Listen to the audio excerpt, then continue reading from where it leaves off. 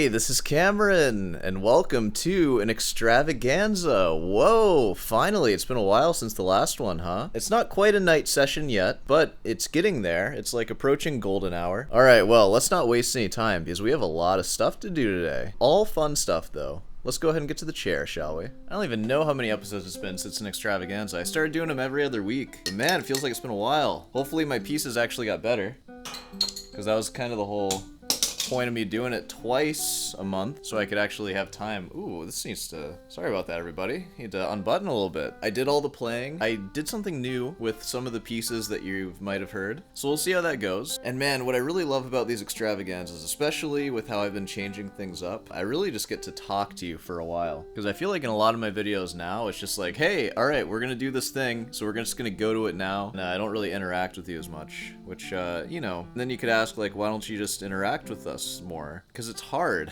Because it takes mental energy. Because when I answer your questions, I want to like do a good job. I hate when I don't do a good job answering questions, and I just start freaking out about it. So I'd rather just not do it sometimes if I'm not feeling up to it. Which, do I feel up to it right now? It's an extravaganza, so we're just chilling. I have to maintain that we are chillin' today, so it's no big deal. Alright, on the menu today, Sierra Nevada Torpedo Extra IPA, 7.2% alcohol. Oh my god. Oh, one more thing. We got a Crown Zenith. Oh, it's been a while. Did you guys forget about the Pokemon cards? I did. Well, we will be opening up this booster pack. I know, guys. It's gonna be crazy. I know you missed it. This is so important for my channel. Oh my god. The sunset is so beautiful. I want to show you what I'm seeing.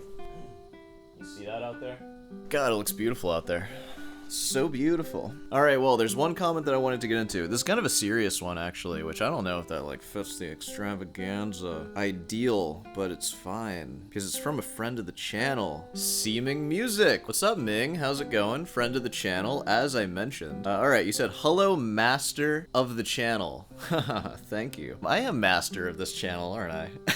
It's a funny title that you bestowed on me, though. As a beginner guitarist, I'm exposing myself to as much music as possible. Sight reading, short pieces, and moving on when it's fairly good. Yeah, that's like a thing to do, you know? Just look at a bunch of music. My feeling is that there seems to be a tug-of-war between learning and performing. To polish a piece to be performed, it feels like hitting pause on learning. You have to stay on the piece for a longer time, work out the details, condition the fingers. But once you move on and learn new pieces, the performance readiness of the former slowly fades. The hard work you put, although not wasted, is kind of diminished, and you will have to return and polish the piece back again. Which, let me actually start with that. Not only is the hard work absolutely not wasted, you don't lose anything when you move on to a new piece. At least this is my opinion. Every piece that you learn, even if you completely forget the piece, is and will forever be, until the day you die, contributing to your current musicianship. I don't remember the first classical piece I learned. I remember that I was 19. I learned it for an audition, and I learned it in a week, and I memorized it in a week, and it probably sucked, because I had never played classical before. I'd only used a pick and played jazz for like 7 years. And I remember it was so hard to learn that piece because I didn't use tabs. I actually have never used tabs for classical ever, even in the beginning. I had to decipher it like it was freaking hieroglyphics. I had to just go through it so slowly and just write in absolutely everything. I was so bad at reading treble clef. I barely knew any of the notes on the guitar. It took so long. It was so hard. It was grueling. But I got it memorized, and I don't even remember the name of that piece. I don't even know what it was. I don't know who wrote it. I have no idea what it even sounds like. I do know that after that, it was easier to read music, which has led me to now where I can sight read like pretty complex stuff relatively easily. A lot of the Bach and stuff that I work on, I start by just sight reading it slowly. It all contributes, so I would never think of anything as lost. There should also be pieces that you keep that you kind of work on forever too. Like the fugue for me is going to be that. It's a little misleading because I've had this channel for like 4 months or so. I haven't been working on that fugue for 4 months. I've been working on that fugue maybe 13 or 14 months. So like I could read through the whole thing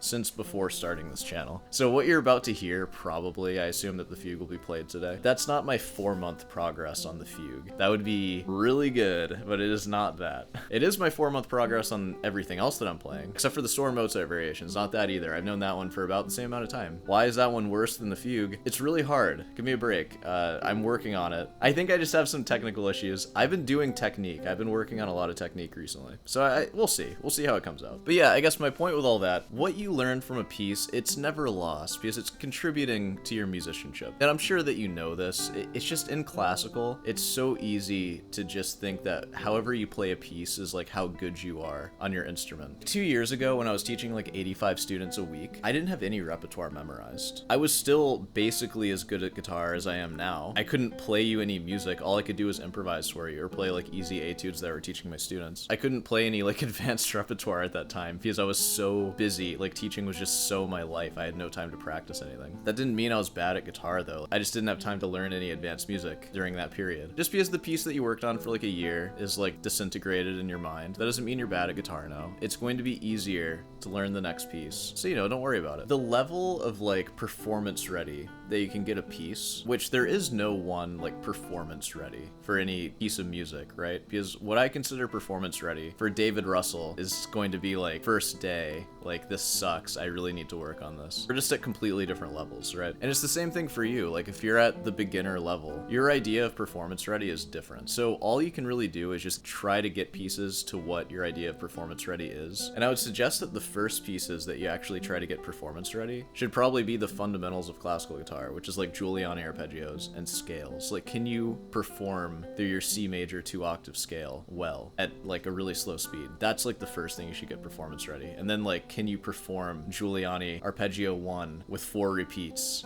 and then end it on that chord and nail it and like make everything just as perfect as you can? Those are really great steps to getting stuff performance ready. So, you know, just do your best, work on technique, don't get too caught up with where you are. Like, it's just a journey. That's pretty much it. Was that anything at all? I love when I sit in this chair because I'll just talk. I don't even remember anything I just said. Oh my god, let's actually finish your comment here. I left out a whole third of it. How do you come to terms with this? How do you come to terms with the fact that you're just not as good as you want to be? I don't know, dude. It sucks. Like, welcome to the club.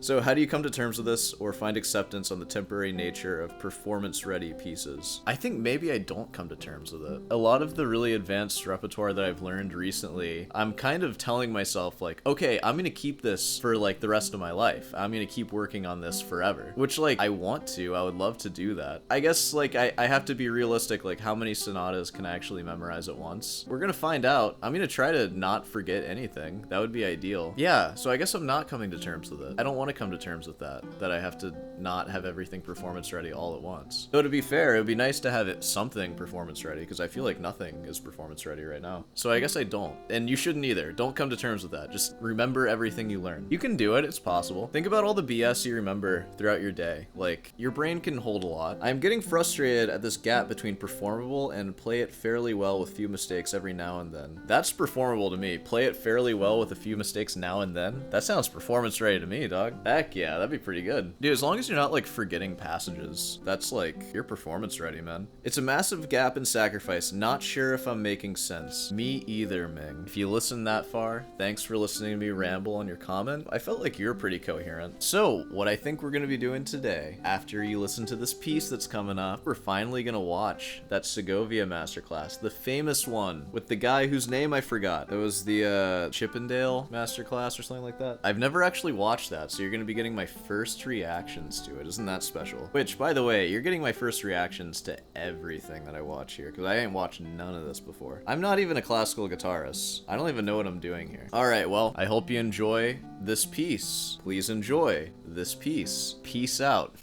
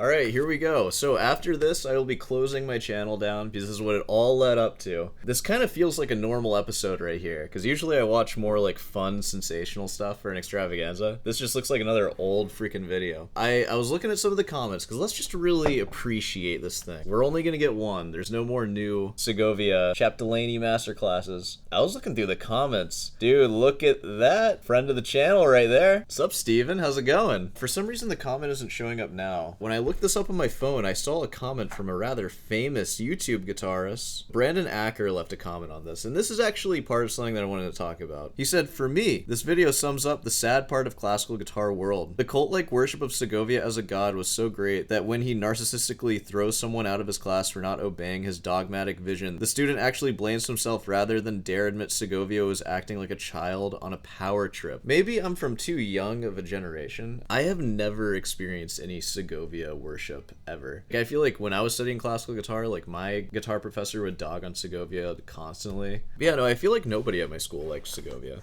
I don't know about the whole worship thing. Like, I feel like that must be a newer thing though, because like obviously Segovia is kind of a dingus, a jerk, as we would say here. Do you guys wonder why I don't curse? Because I don't know either. So whenever the camera comes on, I just stop cursing. Because I curse a lot, like in real life. Like if you actually meet me, I curse like a sailor. And I'm rude too. I'm like a mean person, and like I'm not nice. And I steal and I lie. I'm just kidding. Let's get to this. Oh yeah, one more thing. This has been asked for by a lot of you, and I'm sure that you're happy to see it. I predict that it's not going to live up to the hype. I don't think it's going to be that interesting, and I think this is going to be a bad extravaganza, because not much is going to happen in it. Let's see what happens.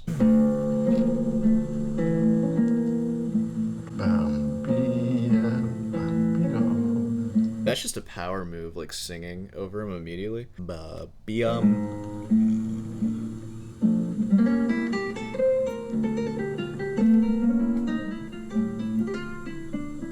This is like an alternate reality Capriccio Arabe. This is written by Terega. Capriccio Arabe. You give me this, my transcription, but you are modify all the fingering. Why? Ooh. Well, let's talk about that. I mean, you're showing up to Segovia's class and you hand him his version of this thing that he published, and you just change everything. Like, he knew what he was doing walking into that. He knew that this was going to be an issue. I mean, right? I don't know. I mean, let's see. Decisions I made. Decisions you made? Psh, psh, psh. No. What do you have found then? Why do you play it? I think it's good. Continue. I don't mind. Yeah, he doesn't mind. Segovia doesn't mind. He's fine with it. I don't see what the problem is so far. Ugh, this beer's getting warm. This beer sucks. Sierra Nevada, I want you to sponsor me. I like your original. This one's not as good. And it's not because I don't like hop. I love hoppy beers. Doesn't taste very good warm, which, I mean, no beer does, but I'm gonna get a cold one. Alright. And you cut all the portamentos. I am no very rich in portamentos myself. I criticize Tarria and Pujol, but there are portamentos that is necessary. The guitar is not a dry instrument. Yeah, it's not a dry instrument, bro. God, I don't know. I'm on Segovia's side so far, honestly. Like, you changed all my stuff and then you didn't keep all the good stuff? I don't know the many of all the people that are coming to me. Continue. Continue. That's great. God, it's a lot of pressure playing after he bopped you. Alright, play it again. Make him not do that again.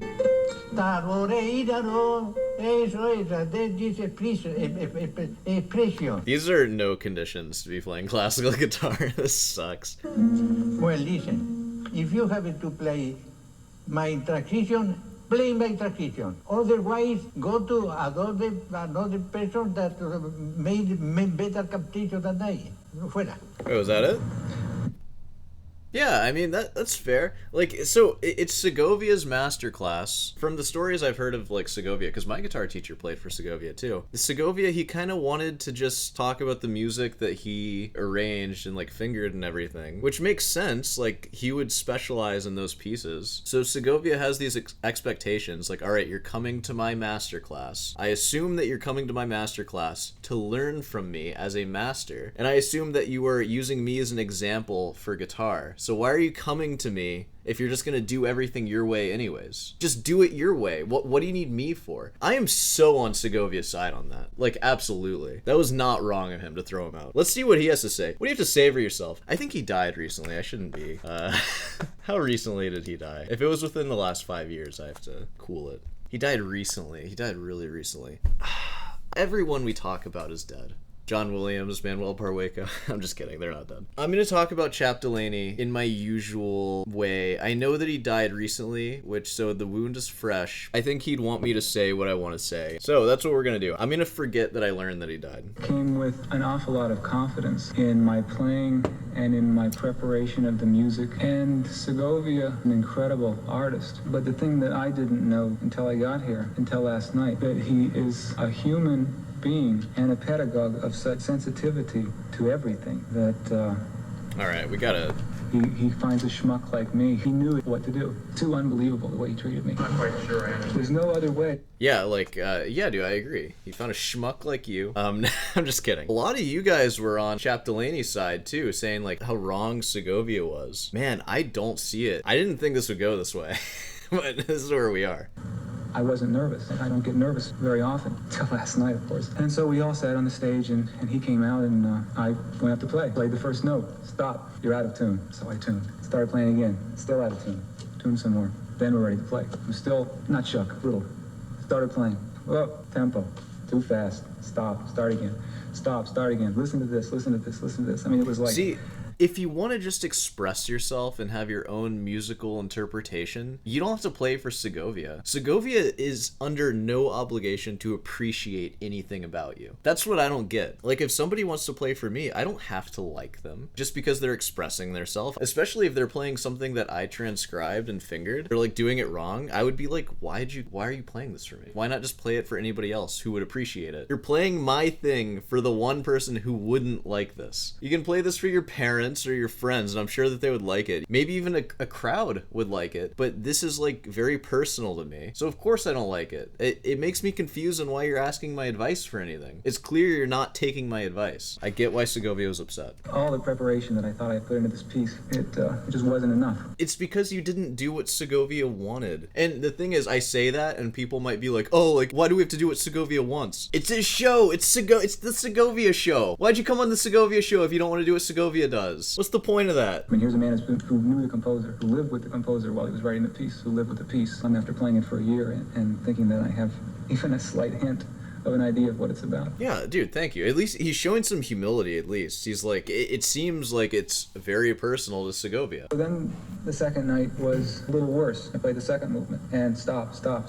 No sensitivity, the melody doesn't sing, all these things that I thought I had. Which, that's actually a point that I wanted to get into, because I mentioned Brandon Acker, and like I mentioned that podcast that I listened to with like Beatrix Guitar and everything. Classical guitar is in crisis, because all of these, I think in Brandon Acker's words, they're guitar technicians, they're so like good at like technical stuff, but when they play a simple melody, they can't make it sound expressive. I'm looking at this kid, this fresh-faced young man with this baby soft skin. It's like, what, you think he can play a melody with expression? Of course not. He's barely even been alive. How could he express anything? Of course, all of the young guitarists are technicians. That's the only thing they can be good at as a young person. You have like neuroplasticity and you can get really good at technique. Your expression will be better when you're 40 than when you're 20 every single time. It doesn't matter how expressive you are when you're 20. When you're 40, you will guaranteed be more expressive if you've like kept working on it consistently. And when you're 60, you will guaranteed be more expressive than when you're 40. You have more things to express. You've been alive.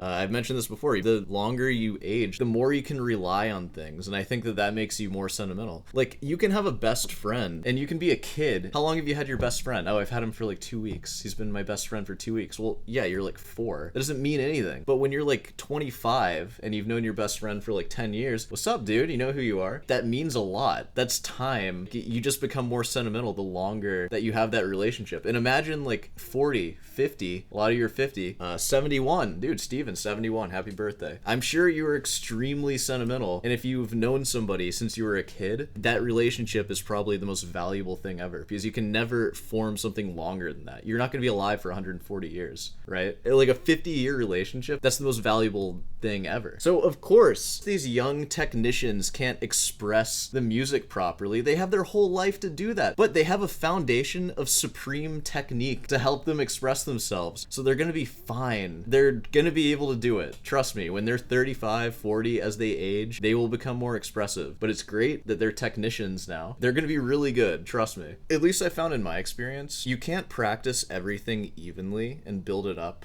like evenly. Sometimes you have to just practice technique, and then just practice expression, and then just practice learning pieces, and just focus on one. So if you can take a kid that's already supremely technical, they have their whole life now to work on everything else. At least this kid recognizes that he has like so much to learn. There were expectations for this masterclass. He knew what he was doing, and if he didn't, he knows now what he did wrong. It must be like when a teacher is teaching first graders how to spell or how to read. I mean, how are they going to talk to the teacher about Dostoevsky? That's what he hears. There's no question about it. Because when I teach and I hear a student who's been playing for 3 or 4 years, and they're playing and they're very competent, there's still this, they just don't know what they're doing at all. So for a guy like him, we must sound so infinitely beginnerish. So the second night, again, disappointment. I came here with just the desire. This is extremely wise. I'm on his side with everything he's saying right now. Extremely wise. To play for Segovia. I never considered would he like me or wouldn't he. It didn't cross my mind. So I just wanted to play for him. And so I never got to. Dude, he's got that Casio. Nice, dude. It's a nice watch right there. I like that. He stopped me. And I'd go home each night and I'd think, oh, what is wrong? And why isn't this working? And then I figured, well, I'll just not play Ponce because he's so close to Ponce. I'll play Mallorca. Another piece, I was just so certain I had it. I had, sang it and studied it and fingered it many different ways when I play it. And as the piece develops, I finger it in different positions. Finger it in different positions. Again, thinking that I'd approached it the right way. Then the legendary third lesson happened. I played the first 5 notes. Stop. Why don't you use my fingerings? Well, I thought that the fingerings I did were good, but to my ears, to the 10-year-old artist, the fingerings were good. To Segovia, they weren't quite right. And it must be a little frustrating for him to come to us night after night confronted by this, not stubbornness, it's just we don't know what he knows, and we haven't grown up and lived in the same tradition as he. And I mean, is that not just exactly what I was saying? I mean, yes, exactly. We haven't studied as much with the same commitment that he has. Not maybe, we haven't. At times we do, but not the same. And so I don't blame him for finding it revolting that I wasn't playing his fingerings. Yeah. We all learn what we learn, and we have to do our own decisions in our practice to find out what works for us. But sometimes, especially when you come to play for him, it would be nice to do a little homework. So, out. He finally hands me the score. Out. He said it in Spanish. He was so angry. And so everyone was very uncomfortable. Of course, not as much as I was. And so I walked back and just sat down and watched the rest of the class. And then I went back to my room and just had Just drank like a fish after that. No idea what to do, because it seemed to me that no matter what I did, it just wasn't cutting it. And so I practiced and listened and sang and did one of those. See, and that's the thing. It wasn't cutting it for Segovia's class, but who cares? That was the master class. Hope you guys enjoyed that. Did it live up to my expectations? No. I thought Segovia would be more harsh, honestly. I thought he would be a lot more harsh. I feel like Segovia was actually pretty nice. He just, threw him out. I think Segovia just realized that he didn't have much to say to him, so he was just like, you should just go. If you're already not listening to me from the very beginning, I assume that you're not going to listen to me now, so why don't you just go, and I'll teach somebody who is going to listen to me. I don't know, guys. How do you feel? Does anybody agree with me? Am I alone here? Am I just a jerk, too? Maybe so. But that was this one. Let's get into that next piece, and then I'll see you at the table. So, there it goes.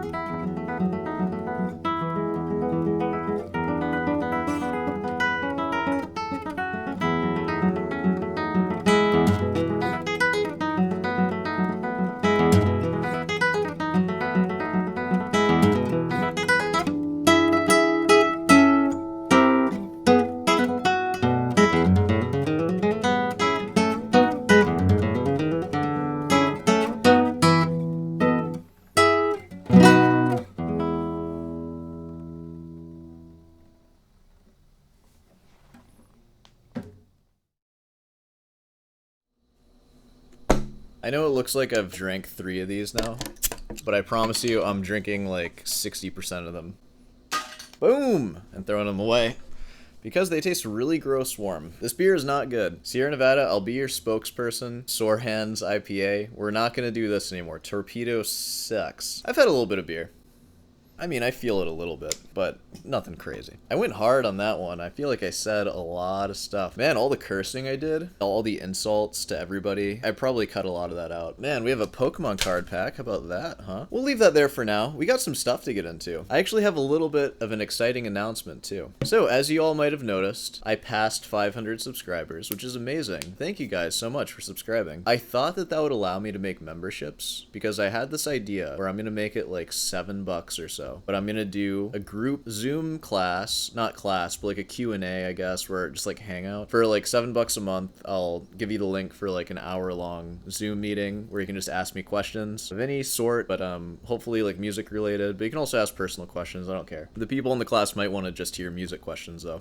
I thought that I would be able to do those memberships, but I actually can't do it until I have 1,000 subscribers, which I'm assuming I don't have at this point. I still want to do it, so I'm just gonna make it free. Next Friday, which will be March 2nd, 2024, there will be a Zoom link in the description. I think up to like 150 people can join it because I have Zoom Premium, y'all. Paying for that Zoom Premium, what's up? So, you know, feel free to hop onto that. It'll be on a Friday, 6 p.m. Eastern Standard Time. So if you can make it, you should join, and you can ask any questions, and it's free, which like, it's not like my time is that valuable, but I do offer lessons. I like that I'm gonna do it for free for a little while, at least until I get 1,000 subscribers. Even then, it'll be like $7. It's not gonna be that expensive. So I sent out a community post. Ooh, I'm feeling these a little bit. Like I said, oh no, oh. Ooh, I'm getting a little, uh-oh, I'm a little buzzy-wuzzy. Getting a little drunky-wunky. I start doing baby talk when I have too much to drink. Alright, I sent out a community post. Hey guys. Oh man, I haven't eaten anything all day. Oh no. All I had today was a salad. This isn't supposed to be a sloppy channel. We never do anything like that. I need to get focused. So, I sent out a community post. Yeah, and I just asked some of the usual questions, which I actually have some more questions that I want to ask, but here are the questions. First YouTube video, first Pokemon card pack. This is a Pokemon channel. Favorite guitar party tricks, which I have some. Last time I did Wonderwall, which that might not seem like a party trick, but Wonderwall, it's a party trick in how hyped it gets everybody. The next thing, tremolo bar chords. Dude, people love that. Trust me. The key for a party trick is you want something that's kind of loud and something that you can do when you're kind of drunk, which I am kind of drunk right now. And I was able to do that. So, there we go. Oh, this wasn't part of the community post. Anton the Vampire. You said Villa-Lobos Etude 1 is your party trick? You must be sober, bro.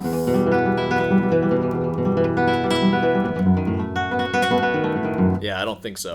That ain't happening. You gotta be careful with the party trick. A party trick needs to be like less than 30 seconds. What you don't want is for people to get bored. And that's why I'm hesitant to play like flashy pieces for people, because even if it is a flashy piece, it can still get boring. All right, first one is from Heidi7024. How's it going? Hope you're doing well tonight. Vaporeon was my first card. It was from a deck. Okay, you got like a trainer deck and got your Vaporeon. That's pretty cool. It makes me wonder like what year it was, like what deck was it? So, you know, maybe next time. Oh, and I have some questions that I want to add. We haven't watched Boss Root in a while, but I would like to know how many push-ups can you do? So just, you know, post a number for that. And then, have you ever been in a fight? I feel like that's like one that should have been asked. Maybe give us like a description of the fight, who won, what was the situation. I think that'll be a good next extravaganza table question. All right, next one I'm seeing is from Last Chairbender. How's it going? Hope you're doing well tonight. And this is actually a random question. Ooh, maybe I should, you know, I'm gonna save that one. All right, next one is from Ethan C. What's up? How's it going? My guitar party trick is that I can 3-2 and 4-3 polyrhythm in my right hand. Okay, well, first off, I can do a 3-2 polyrhythm in my right hand too.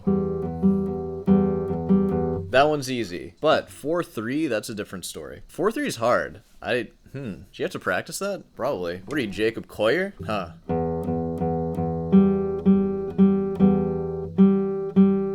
So, yeah, polyrhythms are good, but again, I have to critique your party trick here. Polyrhythms are one of those things that sound really cool, like when you say the word, like, oh, I can do like this polyrhythm, but then when you actually listen to it, it just kind of sounds lame.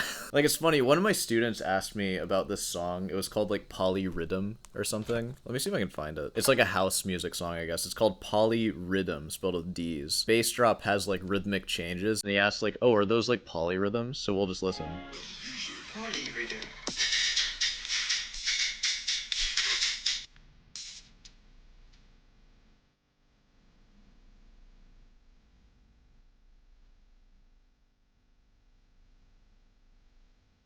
Are those polyrhythms? And I have to say, like, no, not really. Like, they're more just like meter changes and like tempo changes, but they aren't polyrhythms. Because if you listen to polyrhythms, actually, like, they just sound like,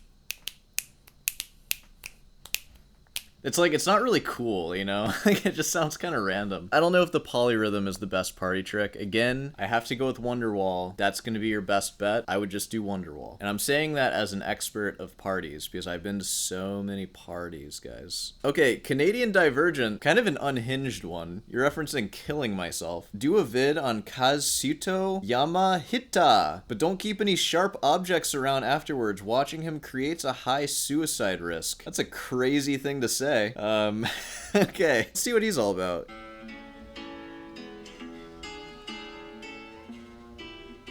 Yeah, dude, heck yeah. Let's go ahead and get into these Pokemon cards. That's what you guys all come here for, right? I really dug into Chapdelaine today. I didn't mean to be rude or anything. I don't know. I mean, I said everything I had to say, I guess. Oh, and for the, I forget who you are, but somebody mentioned, like, are these codes free to redeem? Yes, they are, and here's your next one, buddy.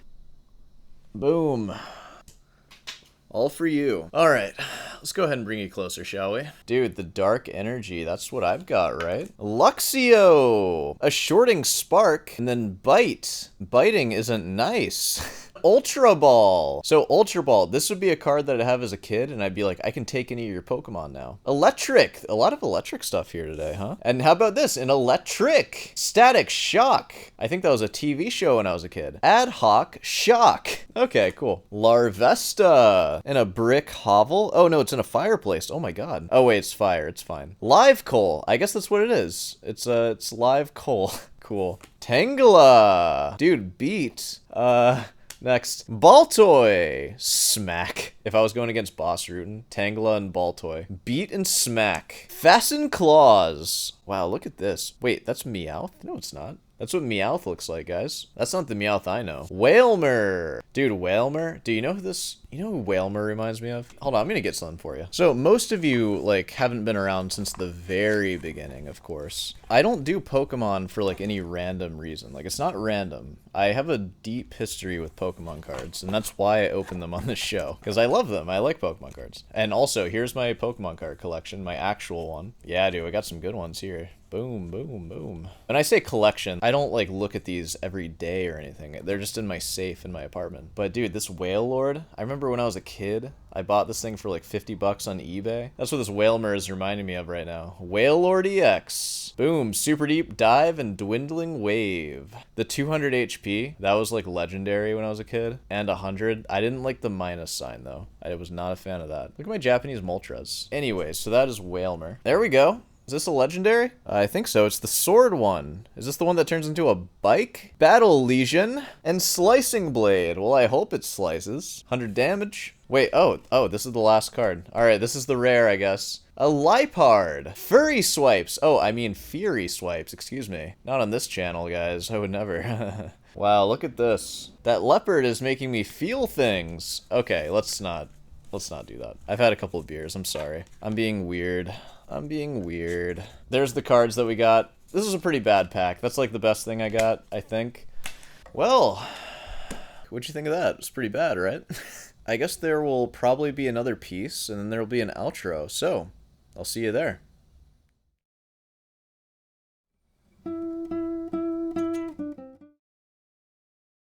Alright, well, hopefully you enjoyed that. And if you made it this far, you know, be sure to subscribe, all that. You want some lessons? I'm offering lessons on YouTube now, so check the description for that, along with the Zoom meeting that I said. I haven't made it yet, but I guess I'll make it before this comes out. Yeah, we're doing a group Q&A / like whatever you want it to be. I'm not going to prepare at all for it, remember that.